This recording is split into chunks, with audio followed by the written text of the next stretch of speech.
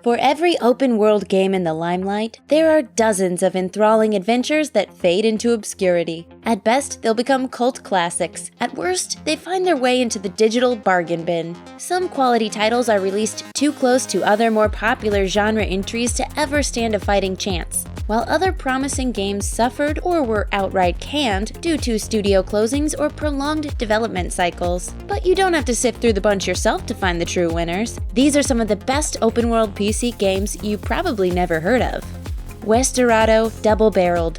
Ever been stuck in one of Bethesda's iconic dialogue trees and thought, man, I wish I could shoot this SOB? Well, in Ostrich Bandito's Westerado Double-Barreled, you can. The game's Steam page reads, shoot whatever you want, when you want, no exceptions. Westerado Double-Barreled takes a page from classic spaghetti westerns with a modern twist. This time, you get to decide how the story ends. The game adapts to the decisions you make as you hunt down the man who murdered your family. Whether you decide to remain a law-abiding citizen or take matters into your own hands and go on a revenge spree, not even main characters are immune to your wrath. While it blends branching stories with quick-draw action seamlessly, Westerado isn't without its mechanical quirks. The isometric graphics can make nailing your shot tricky when you can only shoot horizontally, especially when you only have 3 hats. Yes, hats of health before you're another nameless grave in the desert, but the sheer number of narrative paths to follow makes dying less of a disappointment and more of an opportunity to find out what else you missed.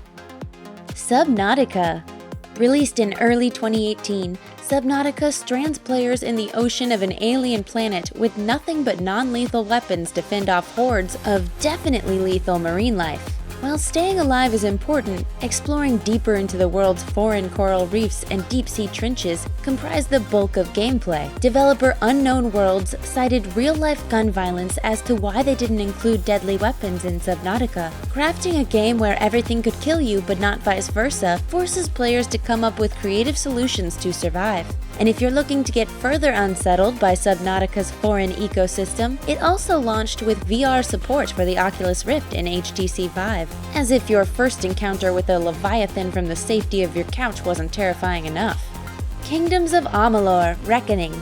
If the gorgeous fantasy setting of Kingdoms of Amalur: Reckoning gives you some serious Skyrim vibes, that's no coincidence. Developers 38 Studios and Big Huge Games convinced Ken Rolston, lead designer on both Elder Scrolls 3 and 4, to come out of retirement to head the game's creative department. I had to not betray anyone who wanted to play Reckoning because they loved Morrowind and Oblivion. The result? A tale crafted by New York Times best-selling author R.A. Salvatore, in which players assume the role of an adventurer returned from the brink of death by an experimental magical artifact. This event destroys your formerly predestined fate and gives you the power to influence the fates of those around you, at the cost of drawing attention from more powerful and occasionally malevolent forces in the land. And unlike other open-world RPGs, fighting in Kingdoms of Amalur feels just as fluid and satisfying as its storytelling. Magic and combat each has their own skill trees, unlocking dozens of power-ups and later multi-class destinies that can be linked together in any number of customizable combos to slash, bash, and cast hordes of enemies to pieces.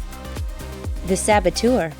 It may feel like World War II has been done a million times in video games, but the Saboteur frames the conflict in a unique way. Set in Nazi-occupied France during the fighting's height, players aim to turn the tide of war by navigating the city's seedy underground and liberating rebels with well-placed explosives. While critics panned some of its technical limitations, they applauded its period-appropriate soundtrack and interesting visuals. Rather than relying on conventional HUD displays, color dictates which areas are safer than others, with German-heavy areas represented with white, black, and Nazi flag red, while French havens stand out in bright blue. Unfortunately, the Saboteur ended up being its developer's swan song, as the World War II stealth gem was the last title released from Pandemic Studios. The company was shuttered 2 months before the game's release, after failing to produce a Batman Dark Knight video game adaptation, which the Saboteur's engine would have fueled.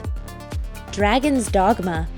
As far as RPG plots go, Dragon's Dogma follows a trend you're probably all too familiar with: A mighty dragon threatens to bring the apocalypse down on your doorstep, and it's up to you, destined hero, your name here, to stop it. But while it didn't break new narrative ground, Dragon's Dogma excels in fluid and ferocious combat. No surprise either, considering the director behind the vicious hack-and-slash Devil May Cry 3, Hideaki Itsuno, headed the project. A wide selection of power-ups accommodates almost any playstyle, whether you prefer to climb atop massive enemies to deliver the killing blow, or dish out deadly attacks from a safe distance. While the game runs at 30 frames per second, developers at Capcom played around with Unity and figured out how to make gameplay feel like it clipped along at a solid 60 frames per second, a technique Itsuno carried into the later Devil May Cry series. And with a remastered version for PC released in 2016, slashing through deadly chimeras and hydras in Dragon's Dogma never looked better.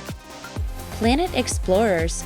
For players who prefer a more malleable open world, there's Planet Explorers by indie developer Pathia Games. This 2016 release follows in the same vein as Minecraft, allowing players to customize its landscape and terraform the environment as they see fit to accomplish the game's quests. Set hundreds of years in the future, players must navigate an alien planet's terrain, defeat over 100 species of creatures, and begin building a new civilization to call home. In addition to a single-player story mode, Planet Explorers features multiplayer, as well as a roguelike mode where both the environment and spawned enemies are procedurally generated, creating a different experience with every playthrough. While it may lack the graphical polish of AAA open-world titles, the endless ways you can build up or break down the surrounding landscape transforms every quest into a test of the imagination. Thanks for watching. Click the SVG icon to subscribe to our YouTube channel. Plus, check out all this cool stuff we know you'll love too.